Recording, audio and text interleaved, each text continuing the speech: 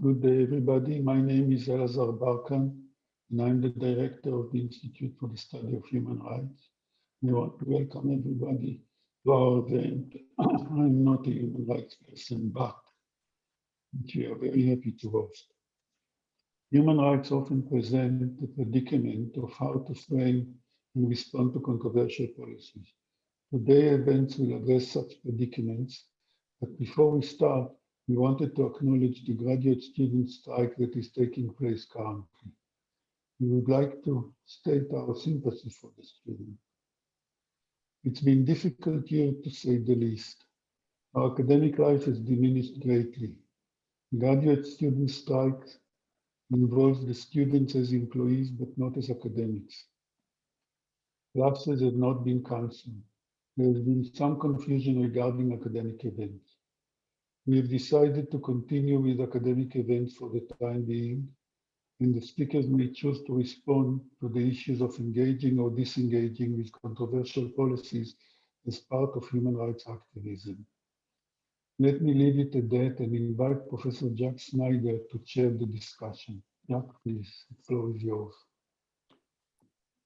Sorry, thanks so much for setting that context for us. So I'm Jack Snyder. I teach in the political science department. My specialty is international relations. And one of my privileges at Columbia is serving on the faculty board of the Institute for the Study of Human Rights. So in recent months, we've been having wide-ranging conversations amongst the board, talking about the intellectual directions of our institute and human rights more generally.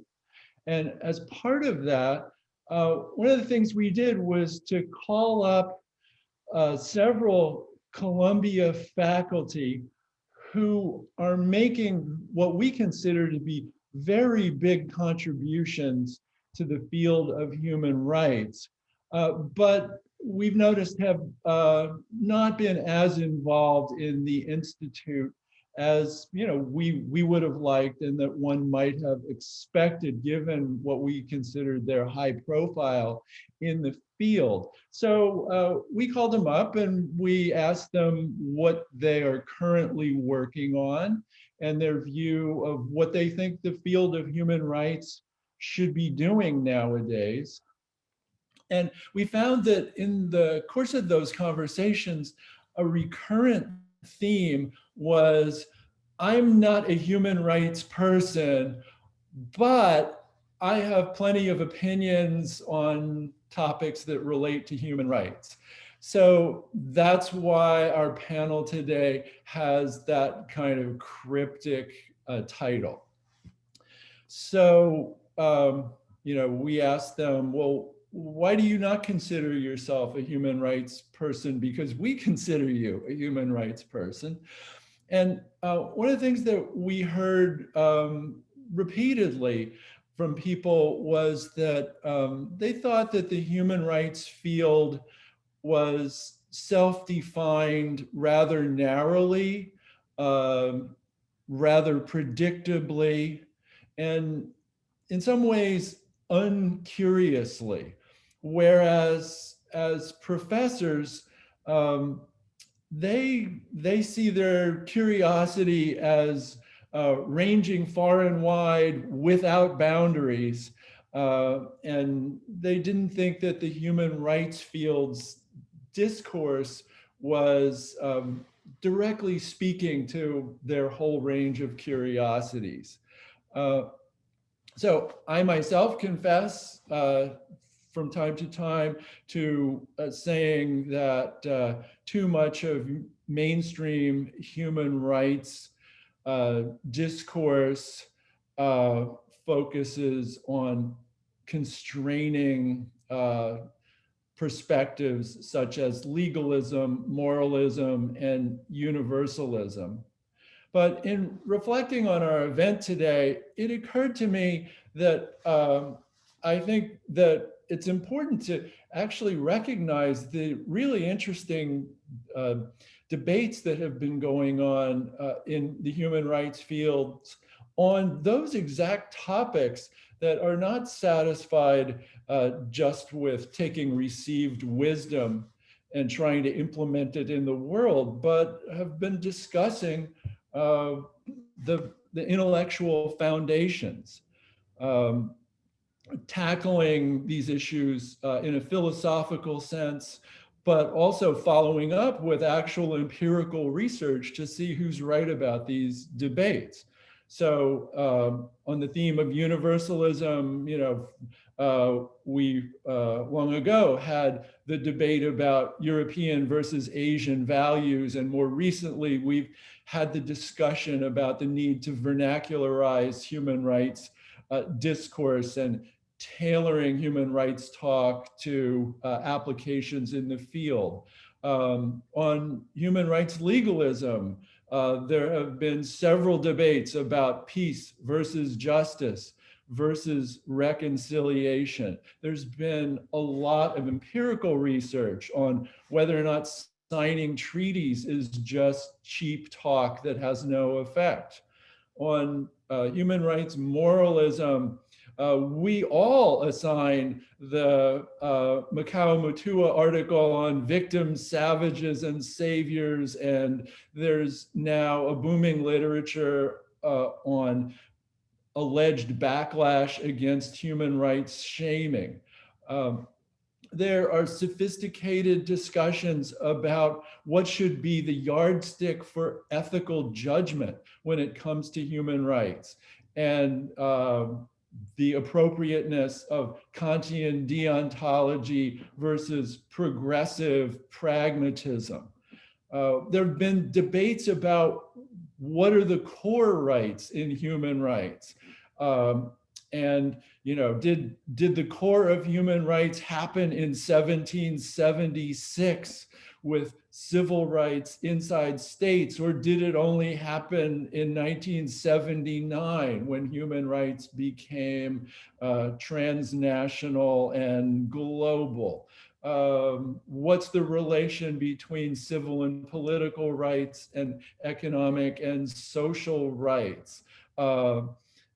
And big debates about effectiveness. Is human rights activism actually improving human rights in the world? Is the narrowness of human rights missing big social justice issues, inequality, corruption? Is it missing a chance to organize or participate more actively with mass social movements? We've had these debates that at least I find many of them intellectually stimulating and also empirically impressive in terms of research topics.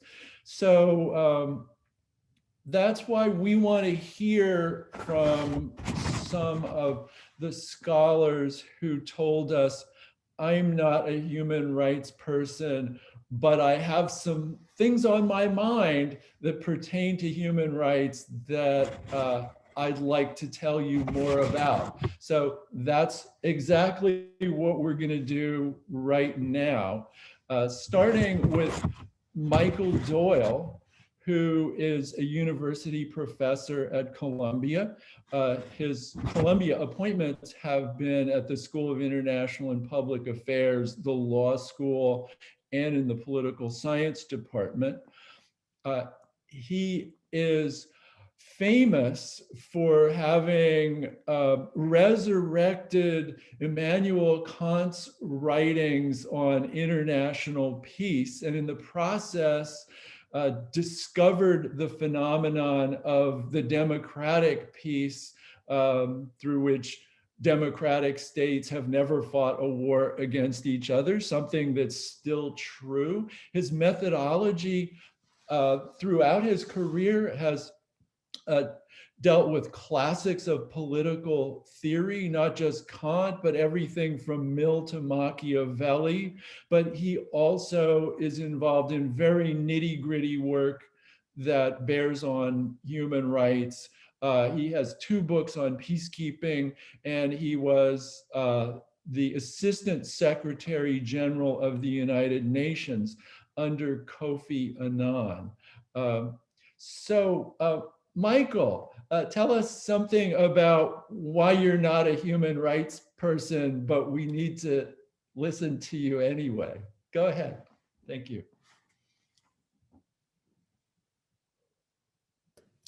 Jack, thank you for that very kind introduction. I'm delighted to join you all. I'm not frankly sure whether I'm a human rights person. On my better days, I'd like to think so, but then a real human rights lawyer comes into the room and explains to me why I'm not. So I'm going to assert my position as a human rights person, especially for today. What I'd like to share with you is an experience of 30 plus experts from around the world who got together and have designed a model international mobility convention that's designed to fill gaps in international refugee law and international migration law. I have a short PowerPoint, which I'd like to see if I could bring up, which I'll go through to illustrate what I'm talking about. If my technology is working properly, you should see a big blue screen with Model International Mobility Convention.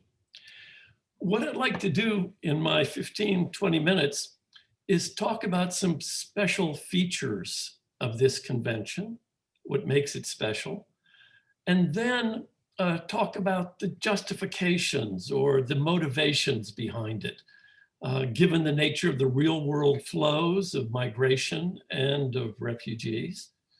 And then what a group of us saw as gaps in international refugee and international migration law, and then wrap up with a political science-y sort of discussion on compliance challenges that we recognize are embedded in this new endeavor, and then describe to you what we're trying to do about it.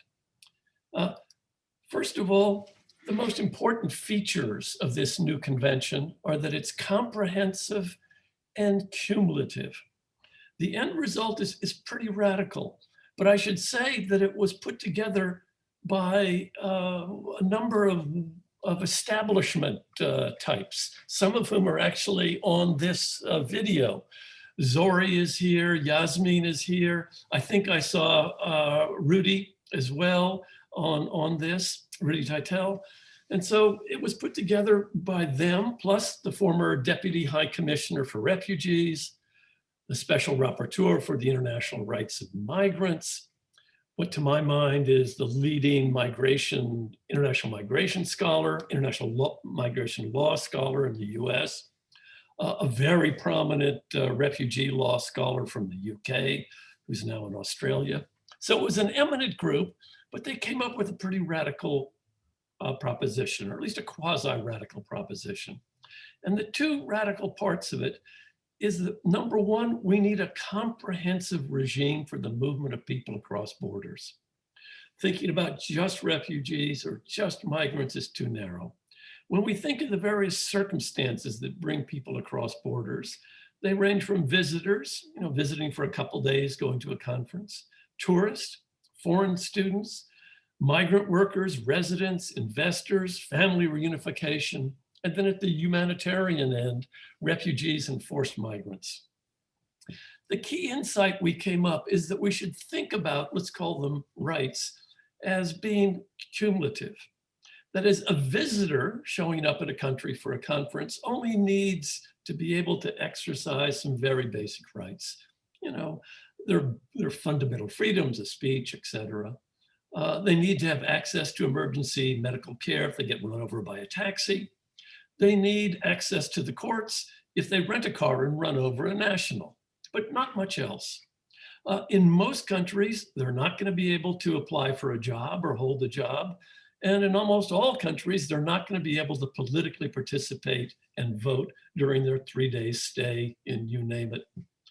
When you get to tourists, you need some additional, let's call them rights, piled up on top of what the visitors have.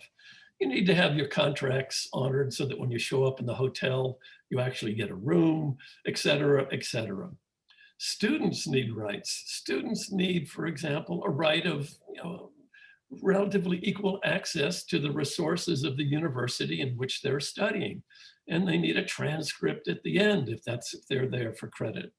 Migrant workers moving up need to have equal rights to join unions, and they need equal pay for equal work. And residents need rights to, rent property, or even in some cases buy property. Investors deserve transparency.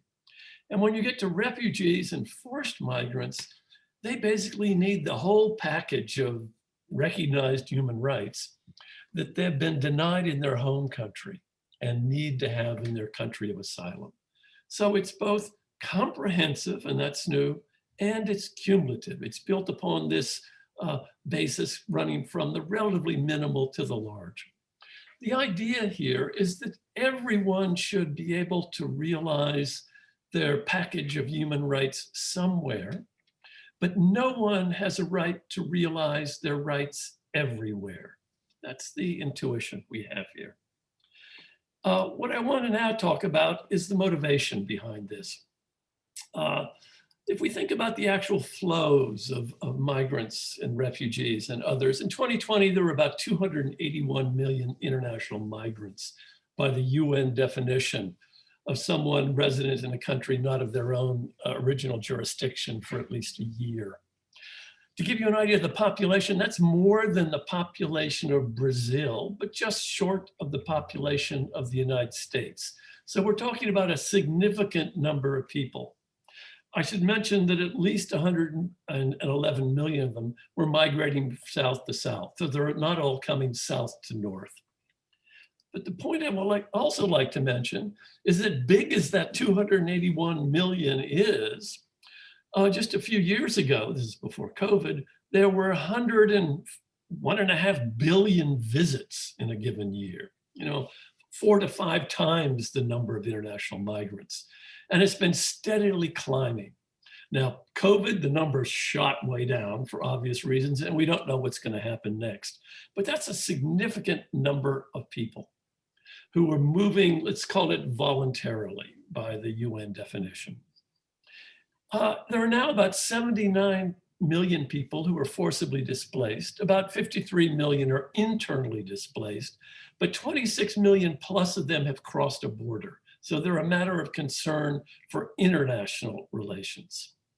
The big feature I'd like to draw your attention to is that 85% of the world's refugees are being taken care of by the developing countries, those that are least able to absorb the extra cost of providing a new life for those that have been forced to flee their country. So we have a good deal of flow of people moving across borders. Only some of it is covered by existing international law. And international refugee law doesn't adequately reflect the fact that most of the costs are being borne by the developing countries. The existing international legal architecture is the 51 Convention, the 67 Protocol on Refugees, the 1990 Convention on the Protection of the Rights of All Migrant Workers with Members of their Family. Together, of course, we can refer to the broader panoply of human rights law relevant to migration at the global scale, as well as, of course, national law and regional law. An interesting new development within international migration law is based upon the International Covenant on Civil and Political Rights, the famous Teotihuacan case that went before the human rights community that almost offered a right of asylum to Mr. Teotihuacan, who is from Kiribati, because his island nation is about to go underwater. He didn't quite get that right recognized. He didn't get asylum status recognized by the committee in New Zealand because Kiribati is not yet underwater. But nonetheless, this is an interesting progressive move. But I want to talk about the gaps in the main treaties. In the 51 Convention, the grounds require persecution, which requires an intent, usually by a governmental organization or the failure of a governmental organization to provide protection. and they're limited to grounds of race, religion, nationality, social group, or political opinion. Now, the real human rights and refugee lawyers on this Zoom know that decent governments have been much more generous with temporary protection, et cetera, especially in Europe. And the United States was, before Mr. Sessions tried to send the Central Americans home because they didn't meet this particular definition. So it's still relevant. Another limitation of the pure facial reading of the 51 Convention is that refugees have a right to non-refoulement, can't be expelled, but no clear right to arrive and make a claim. And their rights once they arrive are equivalent to other aliens, not citizens. This is again a narrow textual reading of the 51 Convention. Mimic, that is, this new model treaty addresses all of those concerns. We broaden the grounds for asylum to forced migrant, any person experiencing an external threat to life or arbitrary incarceration. This is a considerable broadening. This is the grounds for granting asylum. We're going to provide rights equivalent to nationals, including education and employment without waiting periods. And there's a right to enter and be assessed if you're fleeing directly from persecution or threat to life, and you're pre-certified by Unhcr. And lastly, we establish a scheme of shared responsibility so that the responsibility of caring for refugees is not just on the basis of proximity, who happens to be next door, that is Jordan taking care of Syrians, but on capacity to provide assistance. I'm now working with a few colleagues, law students, on defining what that would look like on the global scale. Gaps in the existing regime for migrants. Well, it's based upon, for labor and voluntary migrants, the 1990 Migrant Workers Convention, which has many nice features about rights to unionization, equal pay, et cetera.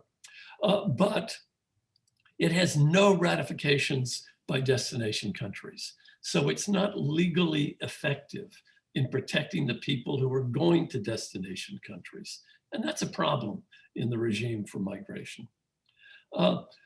When we had in a number of features that significantly revised the protections available to migrants, including for temporary migrants, the Migrant Workers Convention, one of the reasons that so few states have signed it, is that it has too many rights, but we're also concerned that it has too few. For the states that refuse to sign, it has too many rights because it provides equality to nationals for temporary workers, for educational access, secondary and even tertiary, for housing, et cetera. And that was just too much for countries to be willing to adopt. And too few from our point of view, because the temporary workers needs rights to multiple visa entries. This is an argument made very powerfully by Professor Massey. They need portable pensions, so pension rights can be taken back to home countries. And there needs to be a time cutoff so that temporary migrants don't stay permanently temporary. And they also need facilitation. We need a better regime for legal and lawful pathways. And within the Model Convention, we designed such a regime based upon the research of Michael Clemens at the Center for Global Development that can help identify the national demand for labor beyond that will be filled by countries' nationals, that then can be filled by migrants. So we're trying to establish a floor, not a ceiling.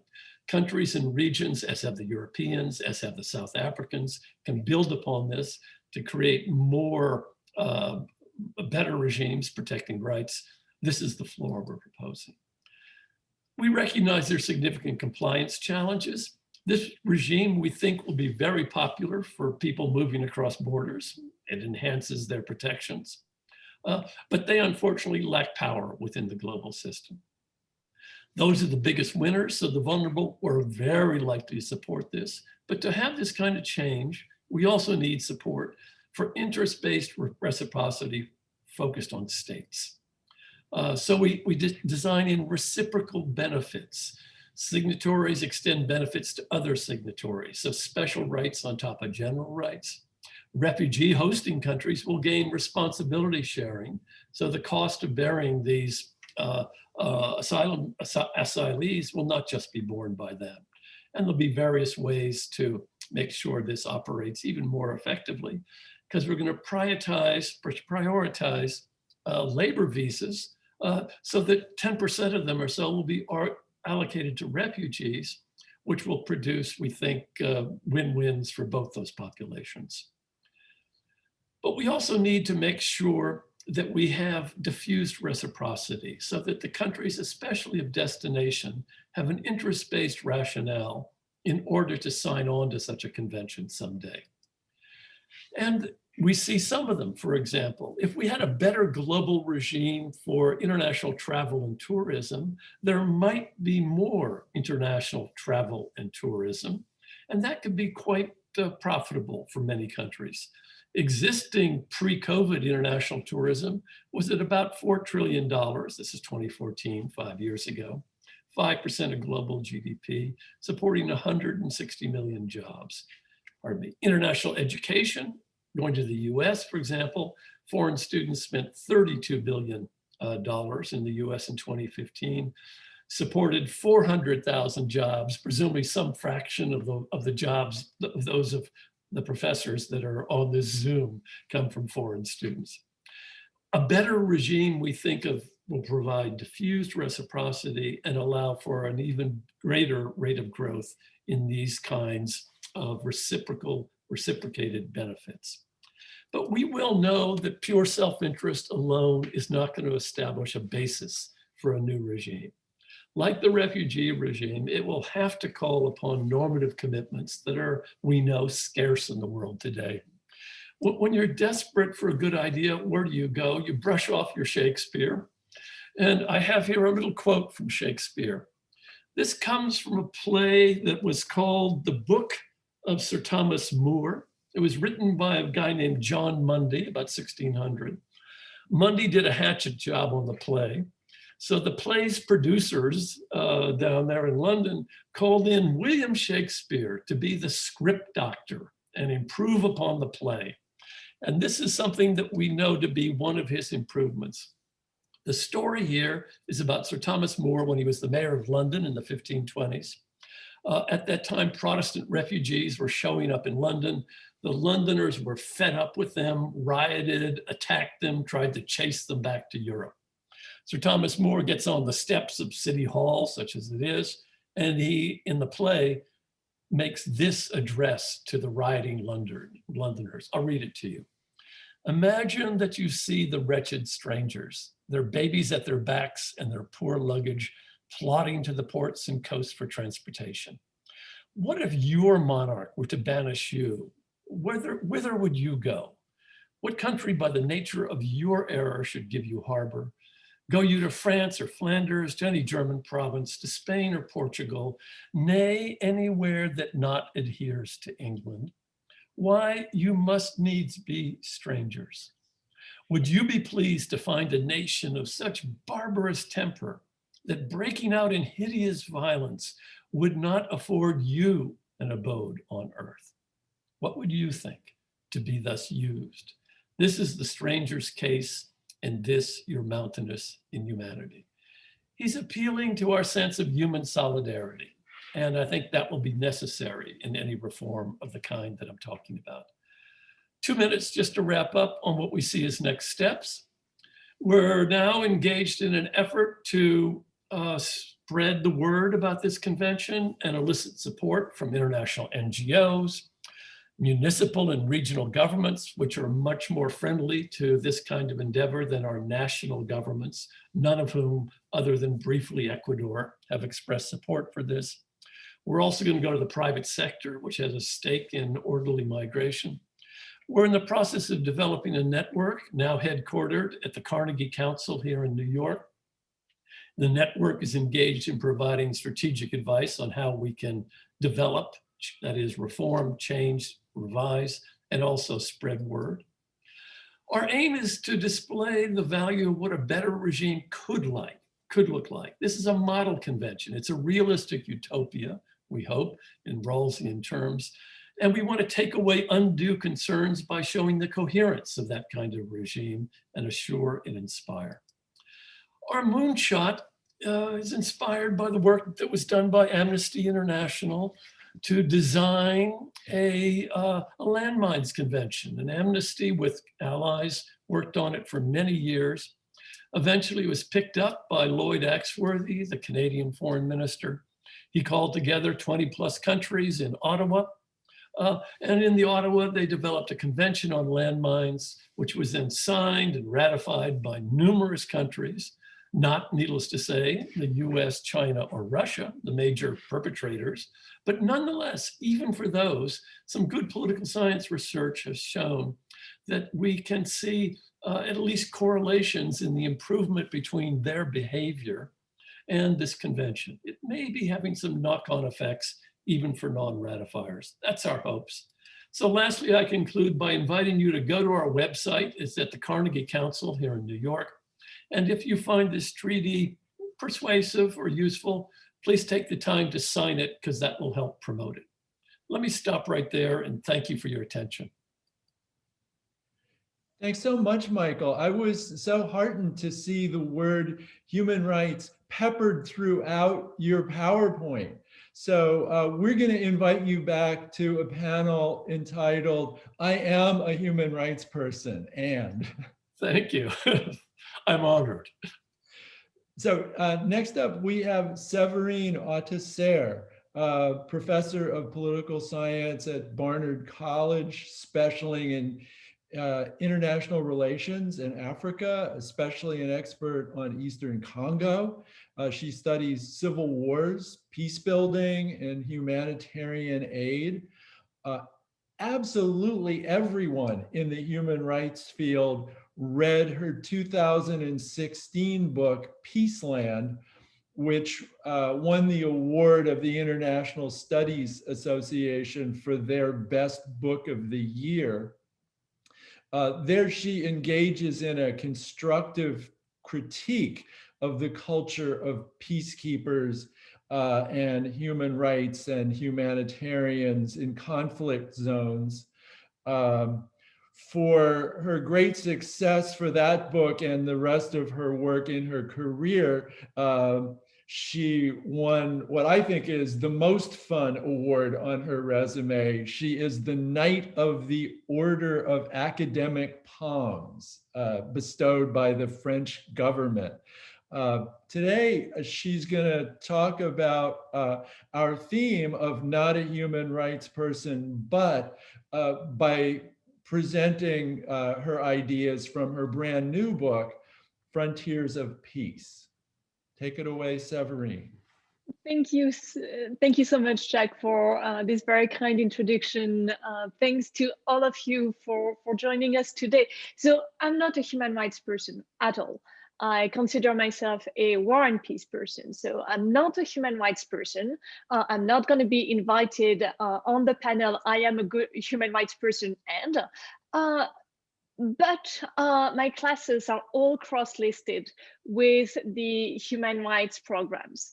I'm not a human rights person, but I am listed on the list of human rights faculty by both the Barnard programs on human rights and the Columbia Institute for the Study of Human Rights. I'm not a human rights person, but I won a grant from the Institutes for the Study of Human Rights to talk about my new book and to promote my new book, The Front Lines of Peace. And several human rights activists, practitioners, and scholars have already read that book. It was released a few weeks ago, and they've told me that they found it very helpful. So what I decided to do with the 15, 20 minutes that I have today is to talk about this new book and to emphasize the parts that I think may be relevant for people who are interested in studying or practicing human rights. Let me start with the fact that 1.5, and you should be seeing my screen right now and my slides, yes? Okay, great. So my book starts with the fact that 1.5 billion people live under the threat of violence in nearly 50 conflict zones around the world, the ones you see in this map. And there they face horrific and very severe and constant human rights violations. So peace building is a crucial task for many states institutions, and human rights practitioners. And by peace building, I mean any and all actions that help promote peace before, during, and after a conflict. The thing is that our templates and techniques for approaching war and peace just don't work. Afghanistan, Colombia, Congo, Syria, Ukraine, Myanmar, we've heard the same story many times before. There was violence, the United Nations got involved, donor countries pledged millions in assistance, warring parties called for ceasefires, they signed agreements, held elections, and the headlines praised peace. And then a week or two later, sometimes just days later, violence flared up again. Often it had never actually ended, and in many cases, both the violence and the human rights violations continued for years after. And our newspapers continue to run headlines like the ones that you see on my slide. More than half of all ongoing wars have already lasted for more than 20 years.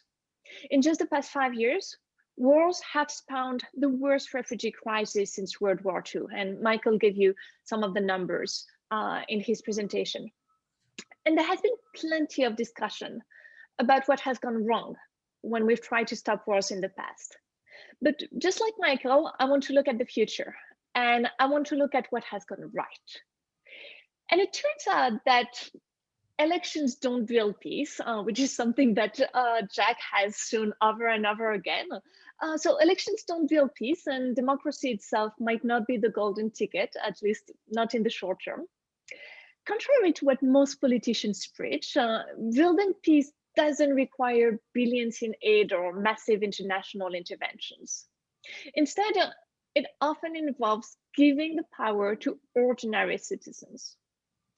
Ultimately, many successful examples of peace building in the past few years have involved innovative grassroots initiatives led by local people and at times supported by foreigners like the South African military officer you see in my photo, often using methods shunned by the international elite. So rather than focusing on handshakes between presidents and abstract peace agreements and negotiations between government and rebel leaders, the front lines of peace details the concrete everyday actions that actually make a difference on the ground. And some of these are bizarre, some are creative, some involve age-old traditions, and some are just common sense. And my book explains how peace building can actually work so that we can finally improve the lives of billions of people and have a chance to address human rights violations in conflict zones.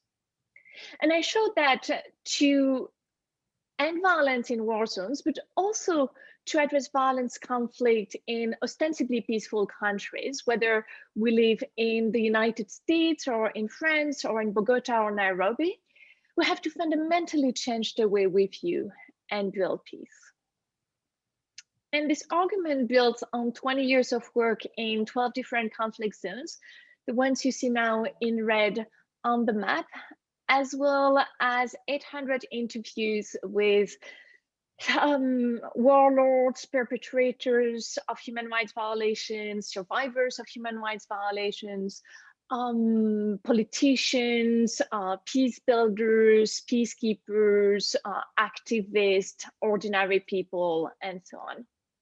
And so if you see my photos on the right-hand side, I'm conducting interviews, and on the left-hand side, I'm conducting what we call participant observations. I was patrolling with United Nations peacekeepers, and I was really happy that day. I thought, yay, I'm fitting in, I'm such a good ethnographer.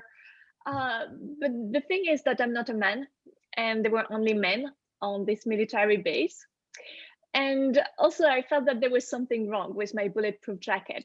And those of you who see the photo and are familiar with bulletproof jacket can already see what was wrong. I didn't. I went patrolling for several hours, and I think the thing was, it was heavy, it was uncomfortable, didn't protect my heart or any of my vital organs. And I thought, well, it's made for men, not for women, and not for small people like me. And it's only when I was back to the base that one of the Indian officer comes to me and says, you've been wearing it backward. Anyway, I still got really good material that day. So what I think you might enjoy and what I think you might find interesting as human rights scholars and practitioners is the story of Ijwi, which is quite literally an island of peace in Congo. So as you know, for the past 25 years, one of the deadliest conflicts since World War II has raged around Ijwi. And despite the presence of the largest and one of the most expensive peacekeeping mission in the world, several million people have died and hundreds continue to die every day, but Ijwi itself has avoided mass violence. And the island is extremely beautiful, as you can see in the photo I took when I was there. But what makes the place even more noteworthy and the piece even more surprising is that the island contains all of the same preconditions for violence that have fueled generalized fighting in other parts of Congo. You have a geostrategic location. So, sorry. Ijwi is located right at the border between Congo and Rwanda, two countries that have been at war regularly since the 1990s. You also have mineral resources, ethnic tensions, lack of state authority, extreme poverty, local conflict over land and traditional power, and so on. And you know, many other features that have led to really mass violence in the neighboring provinces. And what's absolutely fascinating about Ijwi is that the island is peaceful because of the active, everyday involvement of all of its citizens, including the ones you see in my photos, and including the poorest and least powerful ones. So it's not the state, the army, or the police who manage to control tensions, and it's not foreign peace builders either. It is the members of the community themselves.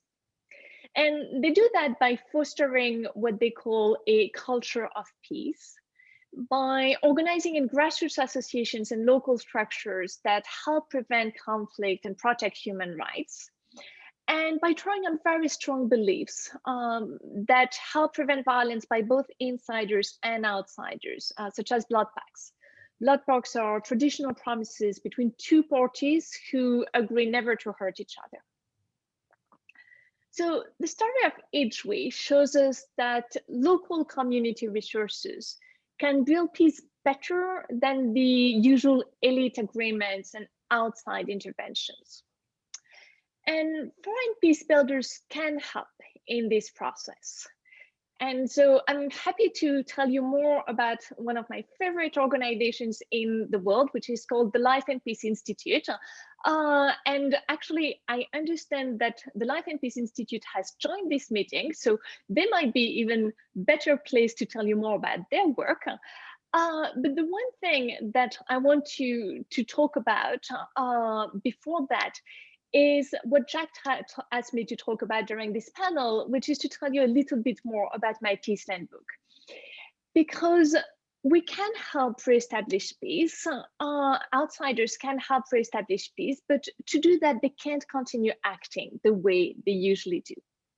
Because there are countless limitations with the conventional way to build peace, which I call Peace Inc., and which relies on governments, elites, and foreign peace builders. So just to clarify, Peaceland, the title of my previous book, Peaceland is the world of peace builders who spend their life hopping from conflict zone to conflict zones. And Peace Inc. is their favorite strategy, their top-down, outsider-based strategy. And the problem with the Peace Inc. Conventional approach to peace building is that it relies on detrimental and misleading assumptions, such as the idea that only top-down intervention can end armed violence, the idea that all good things come together. So, for instance, that elections and democracy naturally leads to peace, which is again something that the people on this panel have studied and refuted extensively. And the idea also that only outsiders have the required skills and expertise to build peace. So take the way my own career in international aid got started. When I was 23, and that's me at 23 in the photo. When I was 23, my very first job out of graduate school, when I graduated from SIPA, was as protection officer. So the person in charge of human rights program for Médecins du Monde, Doctors of the World, in Kosovo. So I didn't speak Albanian or Serbo-Croatian at the time. And my husband, who's on the photo with me, didn't either. He was working for Doctors Without Borders. So we spoke none of their local languages. I had virtually no knowledge of Kosovo history, politics, and culture. I remember reading my first book about the Balkans on the flight there. And given that I was coming from Paris, the flight was way too short. So I never finished that book. But I got the job because I spoke decent English and I had 2 fancy master's degrees, including one from Columbia, a solid training in political analysis, and some field experience in a variety of post-war places and developing countries. And in hindsight, I felt absolutely terrible when I think about my Kosovo assistant at the time. His name was Narim. My job was to analyze the political and human rights situation in Kosovo and write reports for my supervisors. But it was Narim who had the expertise that I needed and that I lacked. Narim had 20 years of experience analyzing political and human rights issues. He had a tremendous knowledge of the Balkans' history, politics, and culture. He had lived in Kosovo all his life. He was also much older and much wiser than I was, but I was the outsider. So I was in charge of the entire human rights program. And the thing is that I had never supervised anyone in my life before, so I had no idea how to deal with him. I was 23. And so eventually I found a way to keep him busy. I asked him to compile and translate clippings from the local press. And I can still see him every morning, religiously posting his work on our bulletin board, and none of my colleagues read it.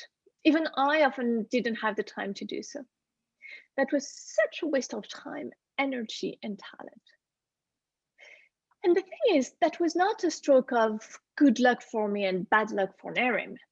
That was actually, I realized afterwards, that was a typical situation for most foreign peace builders. Most of them believe that people, insiders, people who live in war-torn countries do not have what it takes to build peace, that they are incompetent, corrupt, and violent. Otherwise, they wouldn't be at war. And by contrast, outsiders believe that they have the required skills and expertise to build peace. So I'm more than happy to talk a lot more about all of the problems with our standard approach to building peace during the discussion if you're interested. But for the few minutes that I have left, I want to focus on how we can change that. Because I really think that we need to focus on success stories instead of always focusing on challenges, issues, and failures. So these past few years, I've looked for cases of what I call unlikely peace, places where everything conspires to cause violence, and yet somehow you have peace. And I found places like that all over the world, in Afghanistan, Colombia, Congo, Israel and the Palestinian territory, Somalia. So for instance, in the 2 villages where I took the photos you see now, and during the discussion, I'm really happy if you want me to talk about Somaliland, because that's my favorite example of all. But given that I have only, I think, 3 minutes left or 4 minutes left, I want to tell you what this finding means for outside interveners and how we can actually support these kind of local efforts. Because the point is that there are role models that we can learn from. In my research, I found a lot of peace builders, outside foreign peace builders, who use out-of-the-box approaches and who really manage to make a difference on the ground. I talk a lot about these people in the book. They're named Vijaya Thakur, Peter Van Holden, Lemak Bowie, James Camberry. I talk a lot about the organizations like the Life in Peace Institute or the Resolve Network. And I showed that really these people come from all over the world. They work for very different organizations in very different countries at very different levels in the hierarchy. But they all have a few things in common. They don't think that as outsiders, they know better, that they have the right theory, skills, and expertise, or that they bring the ideal solutions to people's problems. Instead, they respect local residents, they listen to them, and they understand that other people may have a different understanding of peace, democracy, and development, and different priorities. They also know the local context well. They have at least, they speak at least some of the local languages, and they have extensive local networks. They are in it for the long run. They stay on site for years, sometimes decades. They don't place themselves at the forefront of peace efforts, and they don't put their logos everywhere. Instead, they remain low profile, and they turn the spotlight on the achievements of their local partners, local organizations, local staff, ordinary people. They're flexible. They keep adapting their strategies based on the results and feedback they get and the way the situation evolves. And lastly, they understand that sometimes there are hard choices to be made because not all good things come together. So sometimes we may have to make our hard choices, and we may have to choose between two worthy goals, for example, between peace and justice or peace and democracy. And the best interveners understand that they shouldn't be the ones to make these choices. The people who have to live with the consequences of a decision should be the ones making it. And by way of conclusion, there is one last thing that I want to mention. All of these ideas, all of these lessons from conflict zones can help us address not only tensions in war zones around the world, but also religious, political, ethnic, or racial conflicts in the United States or in Europe. And again, I'm more than happy to talk about that during the discussion if you're interested. But the overall point is that whether at home or abroad, we sorely need more individuals like the role models I've just told you about, and more organizations that work like Resolve and the Life and Peace Institute that I've told you about as well. We sorely need more people like the inhabitants of Ijwi and Somaliland, because it's with individuals and organizations like these that we can help the 1.5 billion people who live under the threat of violence and massive human rights violations in conflict zones around the world, and that we can also decrease tensions and human rights violations in our own communities. So of course, all of these ideas are not magic wands, but because they take into account deeply rooted causes of conflict, they can definitely be game changers. Thank you so much. Thank you, Séverine. Maybe I can piggyback on your talk and give a plug for the Institute's Human Rights Advocates Program, which brings people like your assistant that you were talking about to Columbia for a several-week stay, so that they can know not only their own local situation and lingo, but they can also figure out how to talk to the natives here in New York City and cut out that middleman and just do it all themselves. Okay, next up we have Mark Mazzawer, who's the Ira Wallach Professor of History. He studies modern Greece, 20th century Europe, and international history. He's won awards for his teaching, for his books on Salonika, Hitler's Europe, and the Balkans. He's written a couple of books, Governing the World and the Ideological Origins of the UN, which are highly relevant to our human rights topic of today. He's the founder of the Columbia Institute for Ideas and Imagination at Reed Hall in Paris, where scholars get to mingle with artists, writers, composers, and filmmakers. And I don't know whether it was as a result of these contacts or the other way around, but Mark himself has done a film on refugees in Greece. Just wanted to mention that after Mark is finished, I'm going to go straight to questions and comments from people in our audience. And we're going to do that by raising your mechanical hand, which you can access through that little reactions button at the bottom of your screen. And I will call on you and you will get to spiel at that time.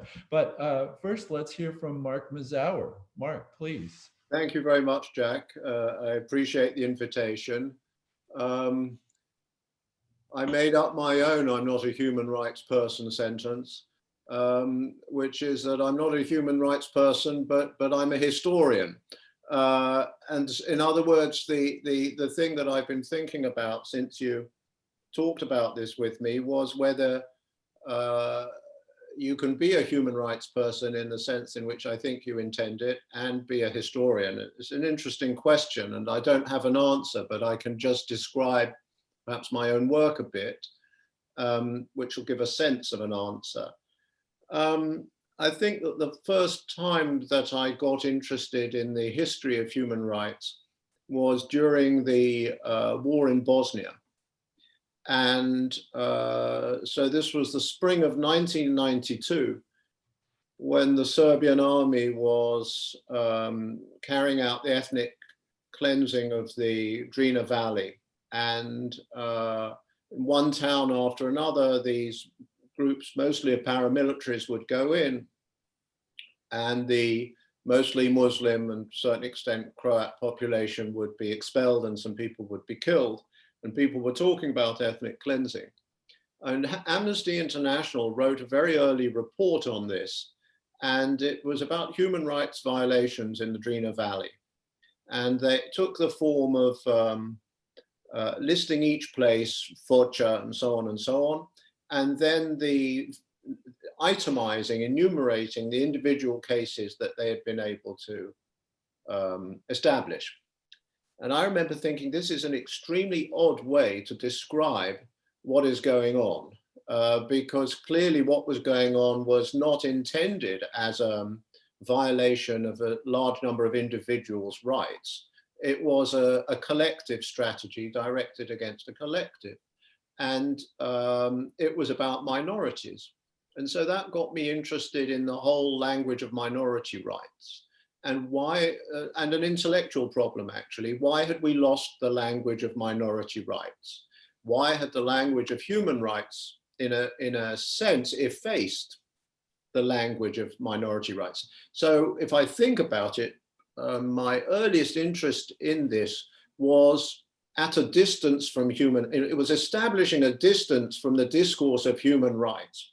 It was saying in the 1920s, the discourse on minority rights was much larger than the discourse on human rights. How had this flipped around, and why had that flipped around? And so that got me interested in things that later led me to write a book on the history of international governance, a book and a half, I suppose, really. And in Governing the World, which was about governance, it was impossible not to think about the emergence of human rights as a terrain for campaigning, predominantly in the post-war years, in the Cold War from the 1970s on. You could trace it back and we could talk about all of these arguments, but really it was from the Carter years onwards. And there I was interested in the emergence of the human rights terrain as part of a larger question that interested me about American power. Why was it, how was it that American administrations had come to embrace internationalism in the Cold War, amid the Cold War? What was their complicated relationship with the UN over that time? And where did the emergence of human rights as a fairly distinct arena of discourse come from? So once again, it was human rights as a kind of object of study. You had to deal with it, but it didn't mean that I felt that I was in the middle of it.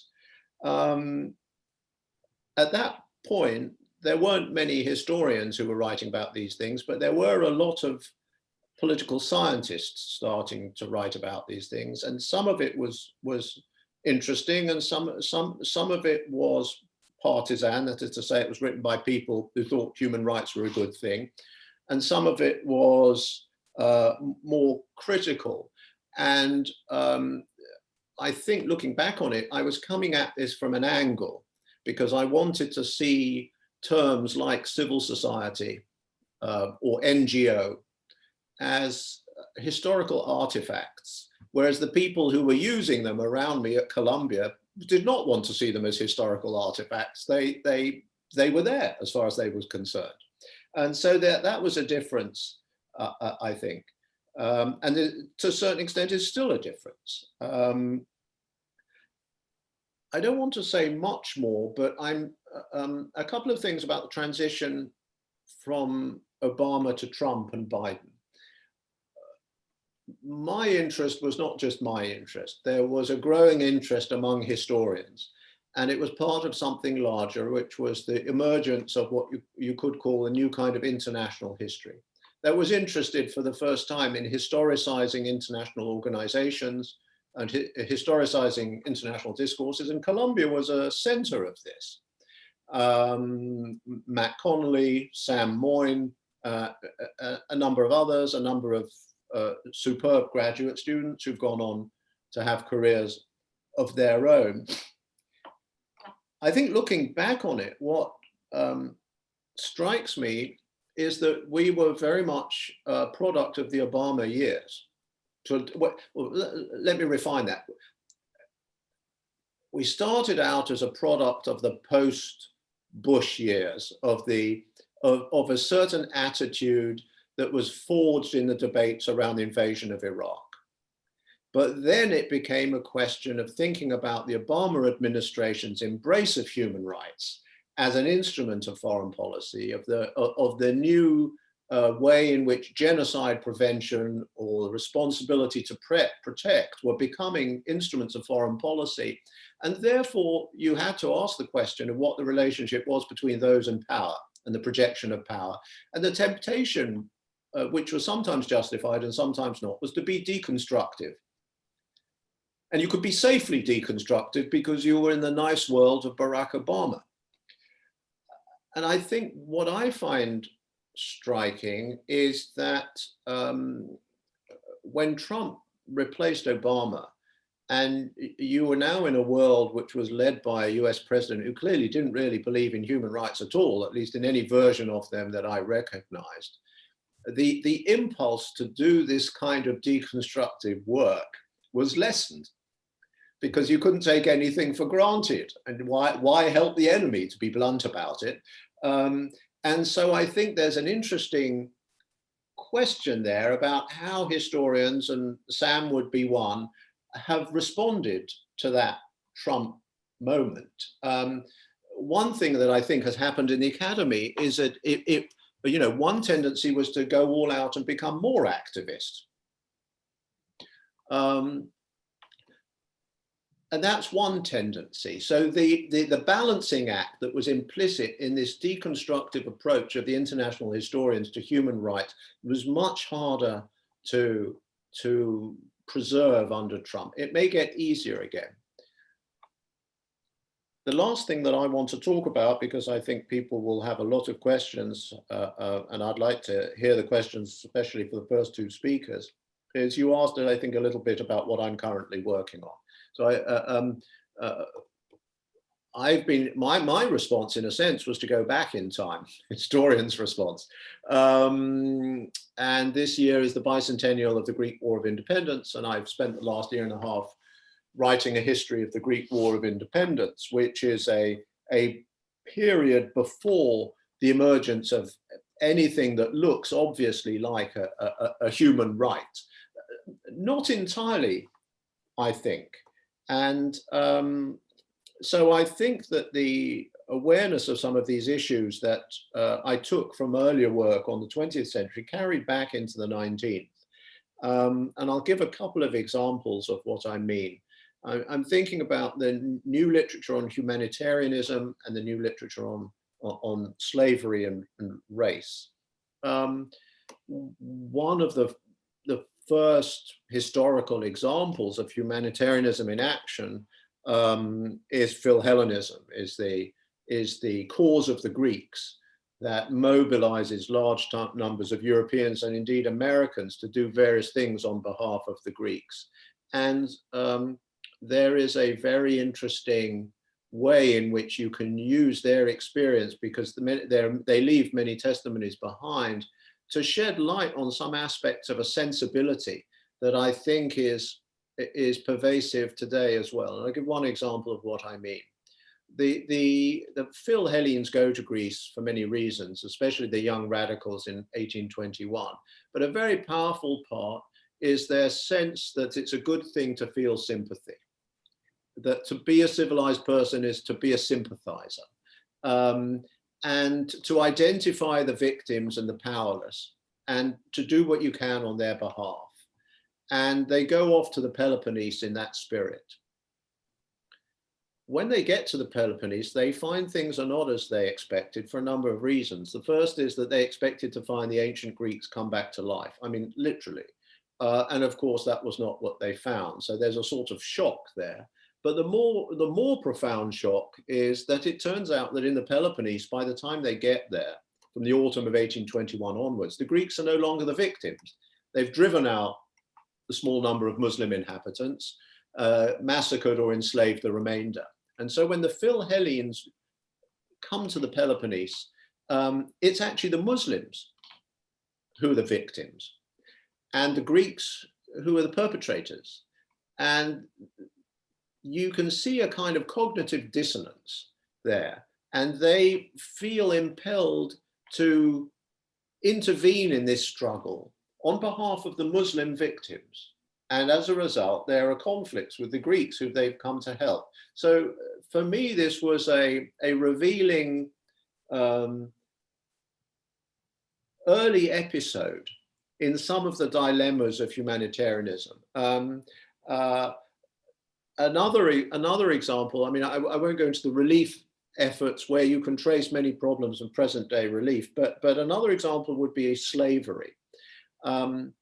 Slavery becomes a very salient issue for the first time in the Eastern Mediterranean then. Until that time, everybody had had slaves, and European powers have not been particularly bothered about Ottoman slave practices.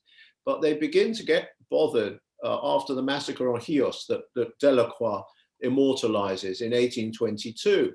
And so the ambassadors in Istanbul go to the Sultan and say, you really can't do this. This is, this is against natural law. They don't say it's against individual human rights. They don't have that language. And there you get a very interesting example of the cultural relativism argument. Who are you, say the ministers, to lecture us on slavery when firstly it still exists in your colonies and in South, and as far as you were concerned, it was all fine until you discovered yesterday that it was not. So I guess I've come to a point in which I'm sensitive to the prehistory of human rights. But if I end by just returning to my original question, can a human rights person be a historian? I'm not sure what the answer is. There seems to me that certainly the history that I do, but a lot of the history that I'm most interested in is always existing in that critical, non-activist stance that has to alienate the subject to be effective. And I don't see how that's compatible. I mean, that's compatible in other domains of one's life with causes that one believes in. But in the work, I don't see how that you can simultaneously alienate and embrace at the same time. So I'll just throw that out there as the dilemma that this provokes in me. Thank you. Thanks so much, Mark. I hope the answer to your question is that a political science human rights person can be an amateur historian, because although the title of the book that I'm finishing now is Human Rights for Pragmatists, and it sounds very how to fix things right now, actually 3/4 of the book is about history. So I'm hoping that that's in bounds. What you were saying is music to my ears. So I'm gonna go right to people who have questions and comments. So raise your hand by clicking on the little button that says reactions, and raise your hand and I will call on you and you'll get to ask your question yourself. So the floor is open.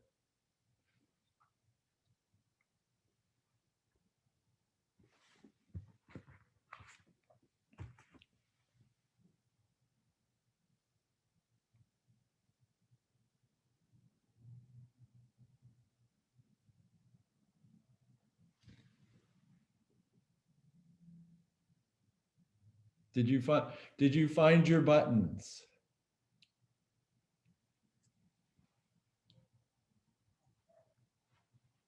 So yes, go ahead, Nerv Maskapak. Yes, just identify yourself and then just ask your question. Thank you. Thank you so much, Jack. Thanks so much to all our speakers. It is really wonderful to hear all these innovative, very important and incredible insights on human rights, but also in other parts of our work in making this world a better place for all of us. My question is specifically, my introduction. I'm a professor of geography and urban geography at CUNY. And my research focuses on peace zones, on demilitarized geographic areas that are community-led, specifically in the context of active war or active armed conflicts. I really resonate with Severine's work here a lot. But my question is actually addressed to Severine because I'm also an activist. I'm a human rights activist. I work for Amnesty International. I'm the country specialist for the Philippines as well. And so what I'm noticing, and I really want to hear, I'm curious to hear everyone's insights, specifically Severine. In my observation, in the Philippines, where I'm from, there is much more grassroots work that are local-led on human rights and protection of human rights defenders, etc. But there is less on peace building. And as Severine mentions, there is much more top-down and more the dominance of international work on peace building and less on localized or community-led peace building work. There are exceptional spaces, as mentioned by Severine and also in my work. But in comparison to human rights work, there is much more dynamic relationality between global, international, transnational human rights work in relationship with localized, community-led, grassroots human rights work. So I'm wondering, how do we get, like in terms of peace building, how do we get to a point wherein we get to see this proliferation of embedded and in place peace building work similar to what we see among human rights defenders on the ground. Thanks so much. Jack, may I start by answering and then? Yes, go ahead, please. Okay, thank you. Thank you so much for the question, and thank you for being in this panel in this meeting today, because our research are extremely connected to one another. Yes, it's not only the human rights program, but also the development field, where I think that we see a lot more grassroots, bottom-up efforts, and where the international efforts are less top-down. And to me, what's interesting is it's as if the peace building field was 10 years behind the two others, 10 years behind human rights and 10 years behind development, because the ideas of locally led peace building, grassroots efforts, supporting, taking the back seat, etc. It's really a debate that the development workers had 20 years ago, that human rights workers have had, and it's a debate that has arisen in peace building in the past 5 to 10 years. And there is still a lot of resistance, and a lot of people who get angry when I say things like that, and they say, well, but you know, peace building is different from development, blah, blah, blah. So the thing where I don't know is that you're saying we don't have as many grassroots peace building efforts, and I wonder if we don't have them or whether we don't see them. And because I would suspect that a lot of the peace building efforts, the grassroots peace building efforts that you and I have in mind, they are there, but we don't recognize them as peace building efforts. We just think that it's normal, ordinary people behavior, and it's led to everything that we were discussing, the fact that we dismiss the efforts of local people, of ordinary citizens. We don't think that they have any power to change the situation, and so on and so forth. And there is a really interesting book that you may enjoy that's going to be published in a couple of months by Oxford University Press, written by Roger McGinty, on everyday peace. Okay, and he makes this very argument, saying that there has always been a lot of everyday peace efforts, including in all over the world. So he's like me, he looks at different conflict zones, but he focuses on World War II. And he shows that even during World War II, there were a lot of everyday peace efforts by local people. So I would think that if we start knowing what to look for and to look for these everyday peace efforts, we're going to see them. But our role as activists and as human rights defenders or peace builders is to make them more visible and to actually support them.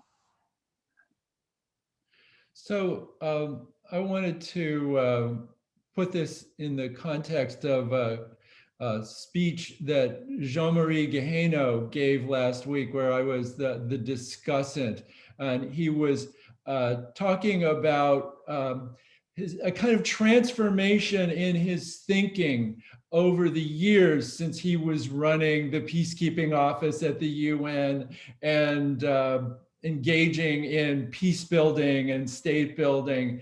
And he said that he's come to see states as too brittle, inflexible, and that the real action is in the networks and the tapestry of relations among organizations, both from below, civil society, grassroots, but also regional, including NGO, international organizations. And so weaving a tapestry of all of these players, including but not limited to the grassroots ones that you were talking about, Severine. So so Michael Doyle has written a book on peace building that talks methodically about creating step by step the institutional capacity for national self-determination through administration law, but also building up the economy, and sort of a classic statement of this peace building project, you know, as Jean-Marie Guéhenno understood it, you know, 2 decades ago. And this also relates to Mark Mazzawer's point about group rights and how it relates to individual rights, and whether, you know, we should think historically about the key moment for human rights being when it was front and center in a part of a program for national self-determination. So Michael, could you reflect for us a bit about your peace building book, and how whether you have the same feelings now that Jean-Marie Guéhenno does about how much we can hope for in connection with that project? Sure, I have a brief comment on that, and on Mark's very important agenda on how we should understand human rights and the role of historians. I think we have to take a historical approach to human rights. So I may be disputing with Mark or agreeing with him, I'm not sure. But first of all, on peace building, you know, I spent time in El Salvador, Cambodia, Eastern Slavonia, and Bosnia doing some on-ground peace building work. And then for Kofi Annan, I helped him do a number of projects to think about what the UN doctrine should be on these questions, and did some reports for the Security Council and elsewhere. So I've been thinking about it for a while. The key thing is that where I would agree with Séverine is that the international role has to be very limited. The international people show up, again, without deep cultural knowledge. You know, I spoke a little bit of Spanish, which was useful in El Salvador, but I can't say I knew the country in any depth. I spoke zero Khmer, okay, despite spending time there, and no Serbo-Croatian. And so all of those limitations are very real. So what is the international role? The international role really has, in my view, needs to be to create a context in which local peacekeepers who build community reconciliation, which is the long run framework for peace, can do their work. You know, you can get good local communities out there, and then when they get run over, you know, by any of the gangs that I'm sure Mark remembers from the Drina Valley, there are not going to be a lot of negotiation and dialogue and community building. They're going to have their throats cut and raped, and they won't have a chance to build those communities.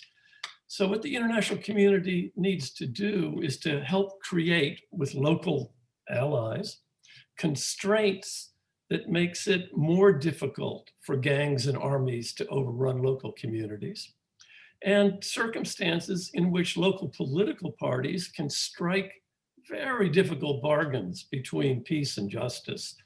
Justice is usually the minor player in most of those bargains when peace works, that allow a context to take place that will constrain the actions of those armies. So there is a role for the international system. It's not to help rebuild villages. That has to be done by locals. But it is to create an environment in which villages can be rebuilt by the locals. So I think there's still a role there.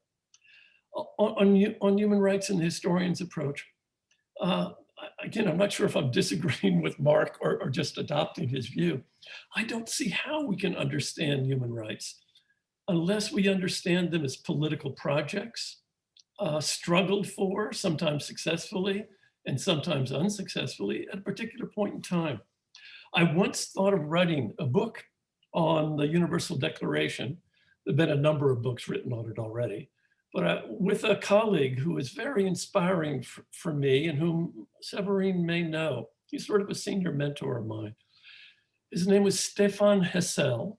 He is a French diplomat who, as a young man, was assigned to help Renée Cassin edit the second draft, the major draft of the Universal Declaration. And we once spent a couple days talking about the origins. And Woody described the Universal Declaration as, it was a tragic event. It was the last hurrah of two big projects. One, Eleanor Roosevelt's project to defend the New Deal.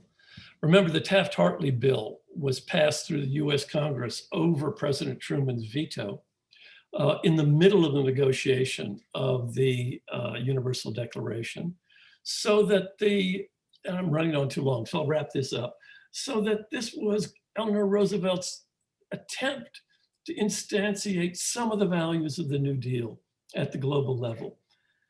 More importantly, at the global level, it was the direct heir, in Stefan's terms, of the Four Freedoms speech, which was the War Aims speech that FDR delivered before we got into the war in January of 1941, and the direct heir of the Atlantic Charter negotiated between Roosevelt and Churchill. And it was designed to create a political space for the anti-fascist alliance.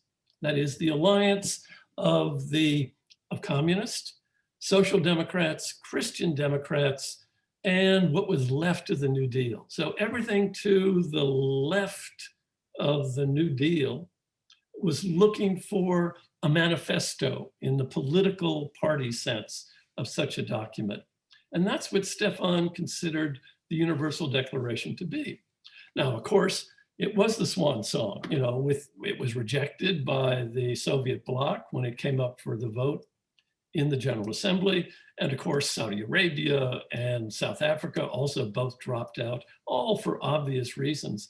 But it was an attempt to create that anti-fascist coalition that was now gone with the wind, to borrow another metaphor, by 1948. And therefore, the next phase of human rights is a Cold War project, civil and political versus economic and social. And then when we come to the Vienna Convention in 1993, it's the attempt to create a post-Cold War order. All of these are highly political, historically contingent. They're political campaigns, they're manifestos.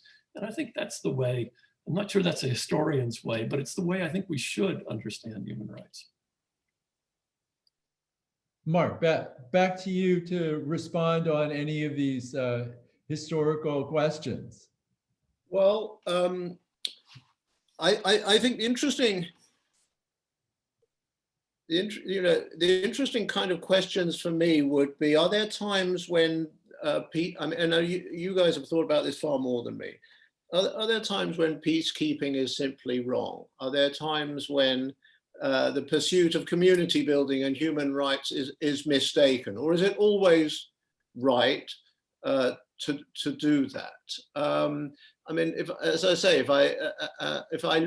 I look back at some of these things that I've written about, you can see that in retrospect, some efforts produced enormous good, and other efforts were a waste of time because they rested on a total misunderstanding of the local conditions.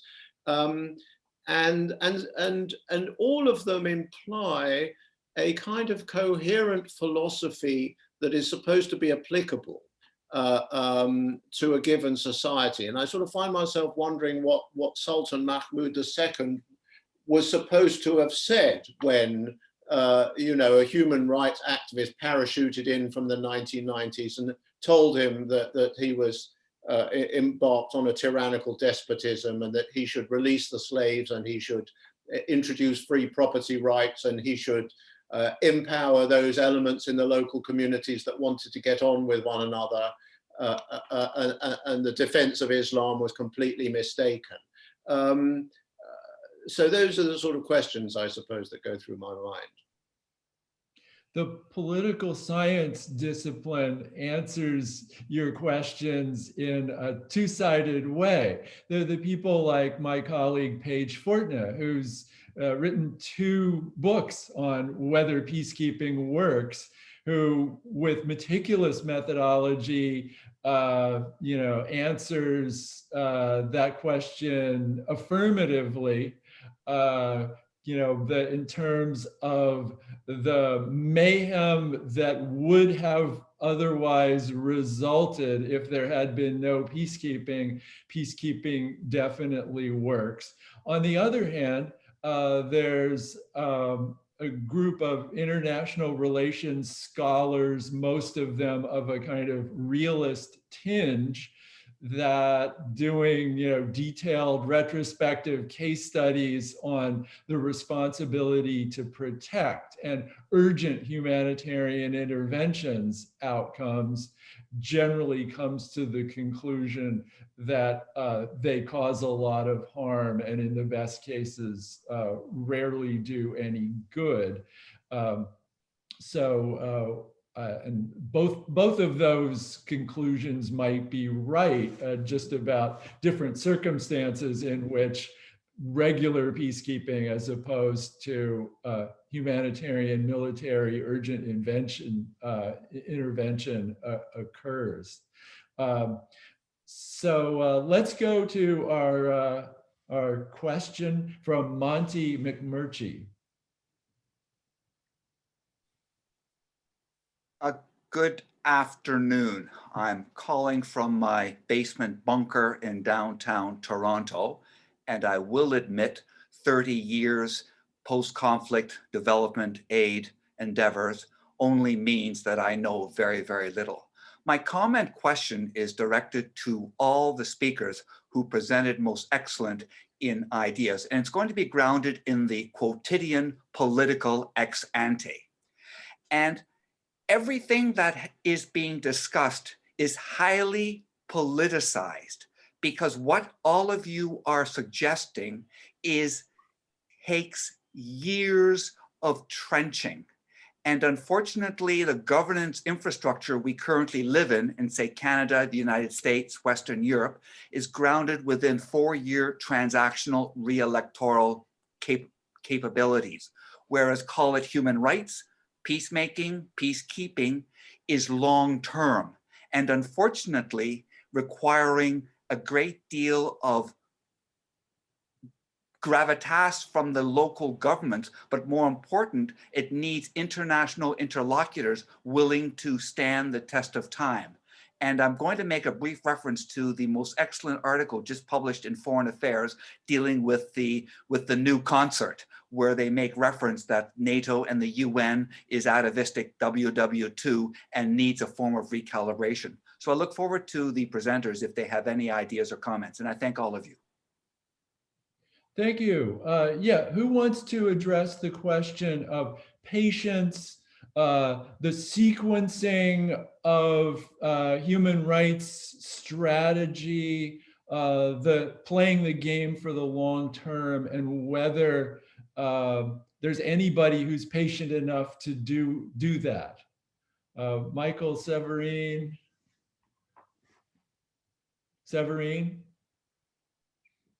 Sure, I'm going to go first because that's exactly one of the things that I'm talking about in my book, how peace building has to be long term. And when we look at the peace building initiatives that have worked in the past, whether we're talking about grassroots peace building initiatives or higher level peace building initiatives, everything is long term. And as Monte was saying, the problem is that so far most of the organizations work on the states and the organizations, international and non-governmental, work on a 6 months to 2 years to 4 years basis. So I completely agree with him that that we have to take a long-term view of things. And to answer his question directly, there are people who do that. There are states that actually have managed to go over the election after election cycle. For example, I know that Sweden has managed to do that. There are organizations like the Radical Flexibility Project that was just launched by a Columbia affiliate, Riva Rankovic, where organizations are getting together to think about that and to think about how to be patient and how to organize these kinds of projects over the long term. So I agree with Monte that the current infrastructure is absolutely not set up for long-term patient planning. I agree that long-term patient planning is absolutely essential. And the good thing is that there are already role models we can follow. And the more we talk about them, the more we'll be able to follow them and to amplify their work. Okay, I see our estimable leader, Professor Andy Nathan, who is the chair of the Institute's faculty board, has his hand up. So Andy, the floor is yours. Thank you so much. I apologize. I'm doing grandparent duty in Vermont, so I wasn't able to log on in my computer. But first I want to thank Jack for organizing this, and the panelists are just wonderful.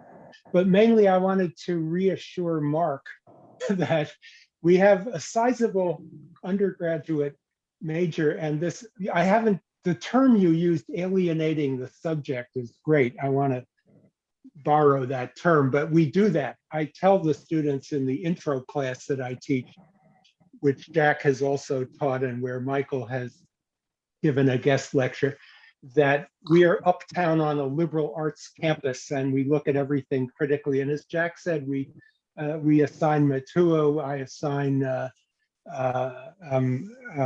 our colleague, I'm sorry, just blocking, do Muslim women need saving, Laila Abalugod. I assign a guy from the Heritage Foundation who gives all the reasons why the Senate should not vote for the Women's and Children's Conventions and so forth. And the students pick up on these things as human rights neo-colonial and does it violate cultures. I have a guest appearance by Bilahari Kausikan, whom some of you may know as the sort of architect of the Asian values argument against American hegemony in the 1990s, a retired Singapore diplomat. So we see this as very much as an intellectual topic, not an advocacy topic.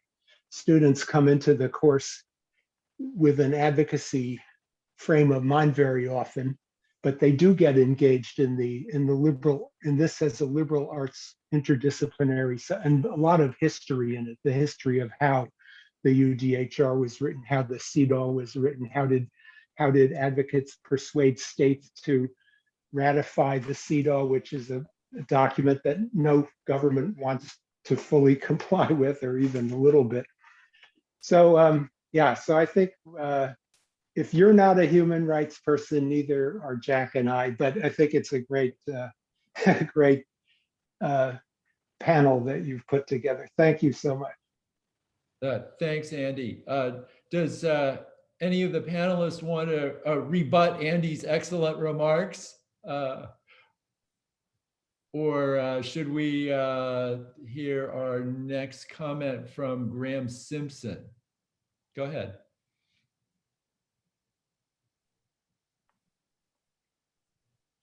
Hi, am I unmuted? We can hear you. Okay, excellent. Thank you very much for this opportunity. By way of introduction, my name is Graham Simpson. I'm working currently with a global peace building organization called Interpeace, headquartered in Geneva, but I'm based here in New York. I also teach a seminar at Columbia Law School on transitional justice, and I'm going to actively resist this dichotomous assumption that we can't be both things at the same time. I'm very happy to claim both a human rights background.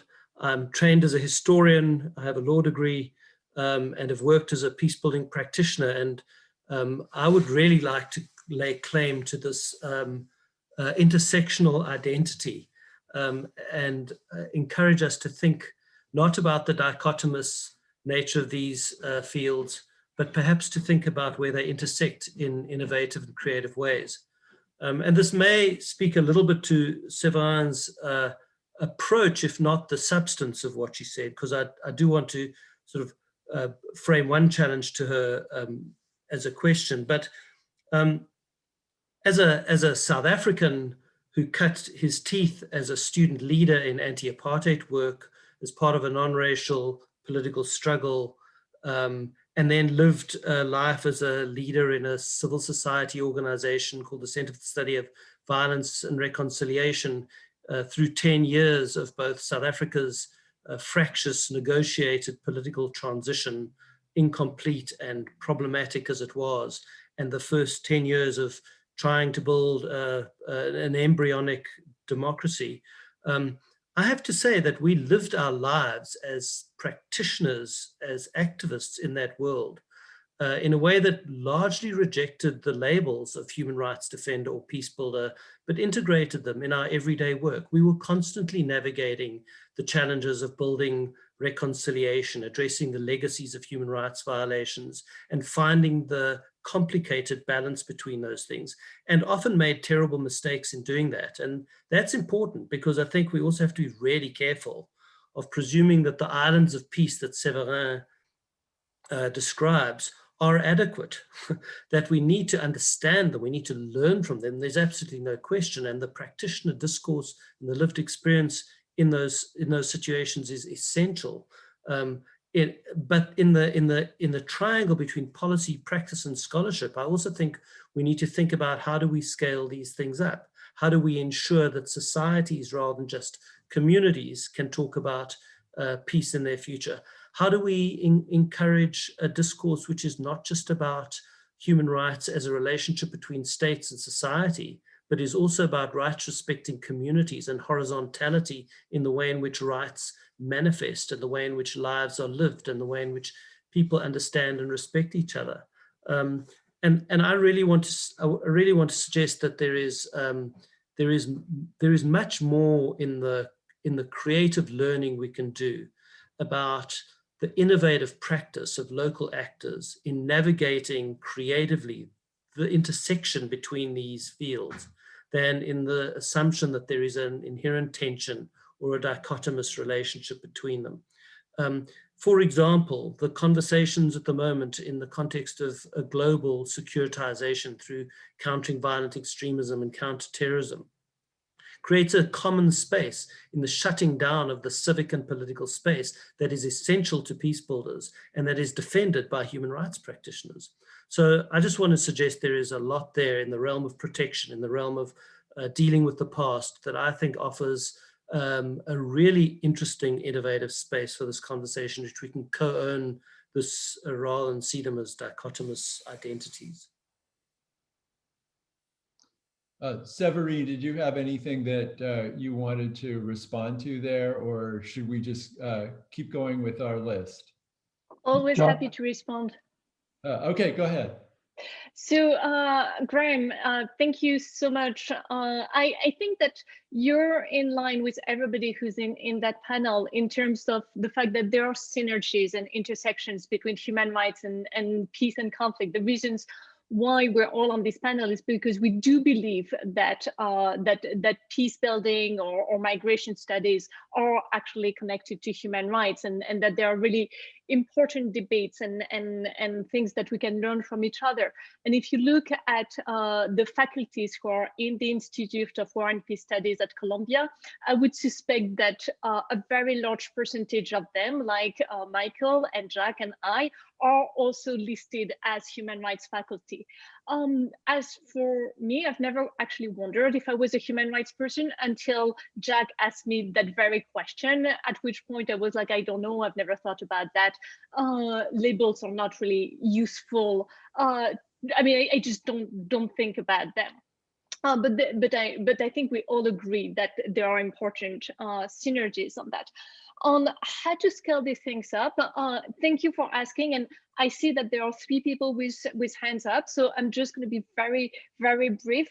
That's why I wanted to talk to you about Somaliland. I think Somaliland is absolutely fascinating because it's an example of scaling up. I have almost an entire chapter on, well, Somaliland is, you know, this autonomous region, by the way, in the north of Somalia, and it's big enough. It's as big as countries like North Korea or Syria, and it has more population than countries like Uruguay. So it's a fantastic example of how to scale up bottom-up grassroots peace building. And you know, I could talk about that for hours, but I don't think we have time. And I'm going to stop there because, again, quite a few people have their hands up. Yeah, buy the book, Frontline of Peace. Okay, Shireen Hertel. And I'll be very quick because I have to go teach, but I was going to say thank you to all the panelists, wonderful conversation. As a scholar of economic rights and a SIPA alum and did my PhD here, I was sort of an agitator for this panel, so I'm thrilled to see it happen. I think there are a lot of us who work across these interstices. I also edit the Journal of Human Rights, and one of the challenges for me has been making that work legible to people who might not call themselves human rights scholars, but whose work should be enriching this larger discourse, and finding toolkits methodologically and otherwise that are compatible. So creating a Harvard Dataverse portal so that quantitative social science scholars will also do their work in a journal that they might think otherwise is largely anchored around law, I think is a big piece of the evolution in the field. So learning to share tools across disciplines, but also learning to engage with a meaningful, as Graham is saying, bottom-up learnings, and those in turn reshape our paradigms or our toolkits in the academy. My only point is to ask that we do another of these panels that might be thematically engaging potentially some of these economic and social rights questions, because I think that there is a panoply of strategic challenges there as well, given the systemic nature of the kinds of challenges that we're facing in that domain. So send your manuscripts to the Journal of Human Rights. Their editor is tough but fair. Zori Barkan.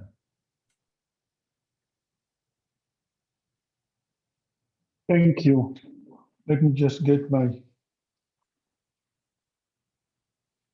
Yes, I wanted to actually respond primarily to Mark by engaging the question of epistemology of human rights. What Michael is doing with the mobility treaty is actually very similar to the production of knowledge by NGOs. It's with the framework of justice and human rights and building this kind from a theoretical knowledge, from theoretical engagement. And I think that the production of human rights, data of human rights, comes both from the academia and from the activists and from NGOs. And the framework is whether it's the discourse is actually directly interacting with each other or not, that's secondary. I'd like just to mention a couple of words. The project that is evolving now that the Institute has started to engage with is the reparation for African American, which comes directly from historical knowledge in the history of violence, the history of atrocities are the one is the format and the source of knowledge that allows activists to engage with that material. So it's very much good history, and it's very much informed by the activism. And I think that there shouldn't be a division between the two. It's not a binary, but it's actually it's dialectical. And I think that the human rights provide both analysis and production of knowledge. So when Mark is saying, Mark, when you're saying that you don't know if a historian can be a human rights person, I think that the good history, when good history conflict with the advocacy for human rights, that increases and strengthens the field. It's not just advocacy propaganda.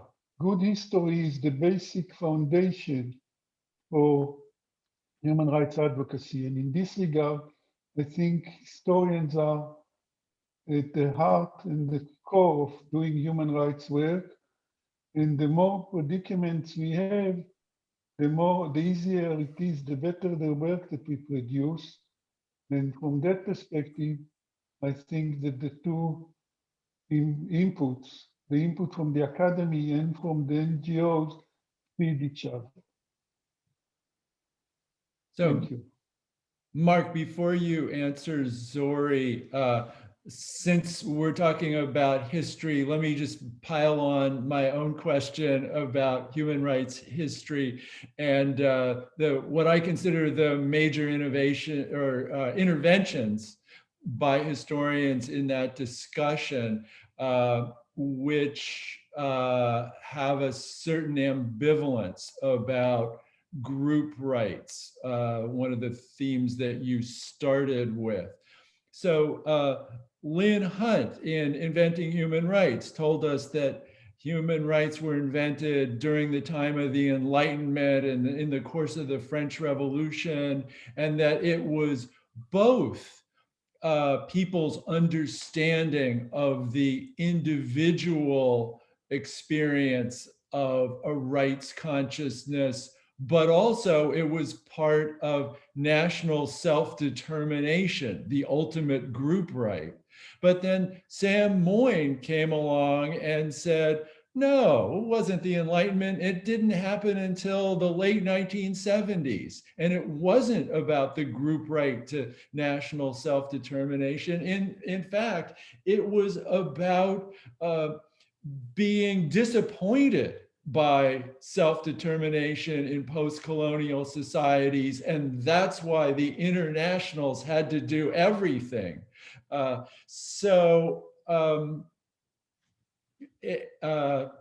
Mark, well, whatever you want to say about Zori or what I said. Okay, well, thank you to both of you. Zori first, yes, I suppose the question, I put it wrong. It's not can a human rights person be a historian? Can a historian be a human rights person? And self-evidently, there are many ways in which the insights of history are being deployed by human rights activists. The historical perspective is helpful, and indeed the other way around too. The question is, could one ever imagine a scenario in which what you said is not true?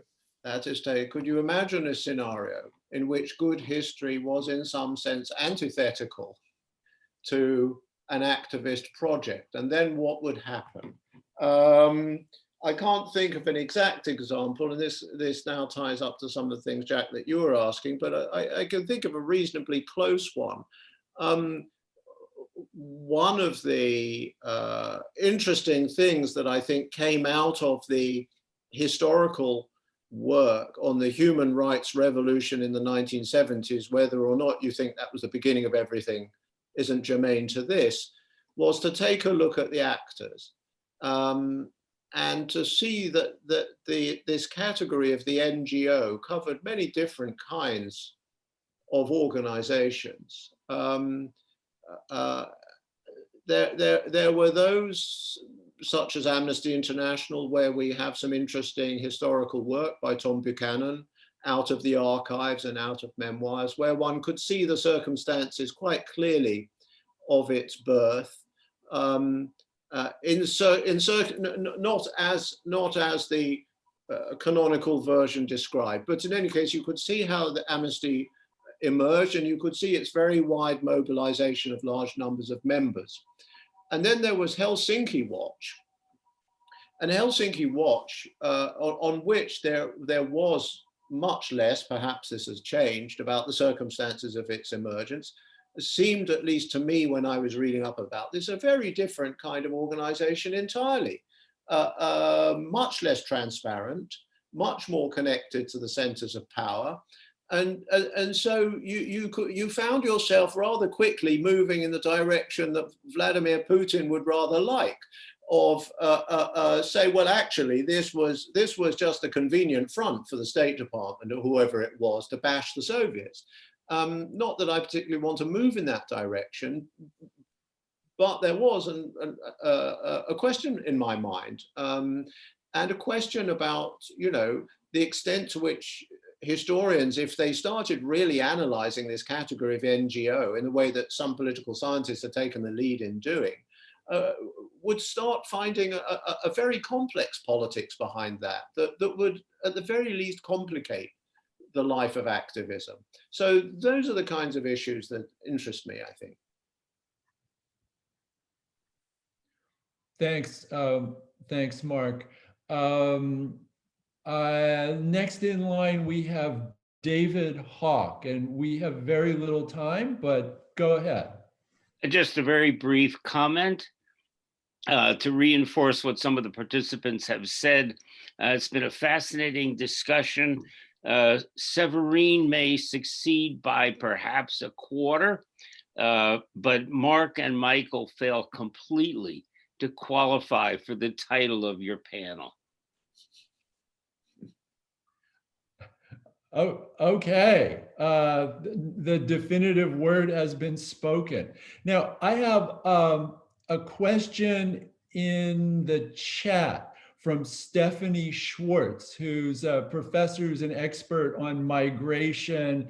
And her question is about migration and peace building. Stephanie, I'm going to ask you to actually ask it yourself. If you're able to use your microphone. Sure. I know we don't have much time, but I wanted to ask, maybe we've been talking a lot about the synergies between human rights and the other issues that we're interested in, for myself as a political scientist, migration. But there's also been a lot of work demonstrating how there has been competition or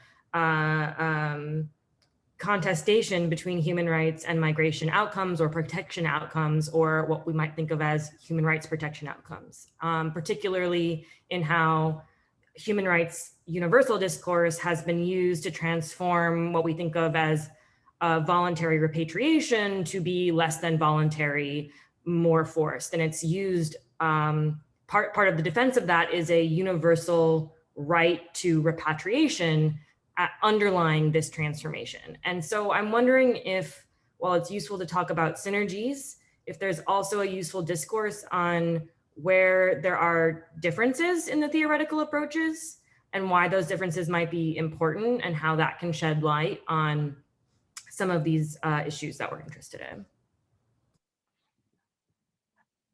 Michael? Sure, I'd be happy to jump in. I think Stephanie knows that I'm the notorious person who wrote the emergency return doctrine for UNHCR. I see her grinning. This was way back in '95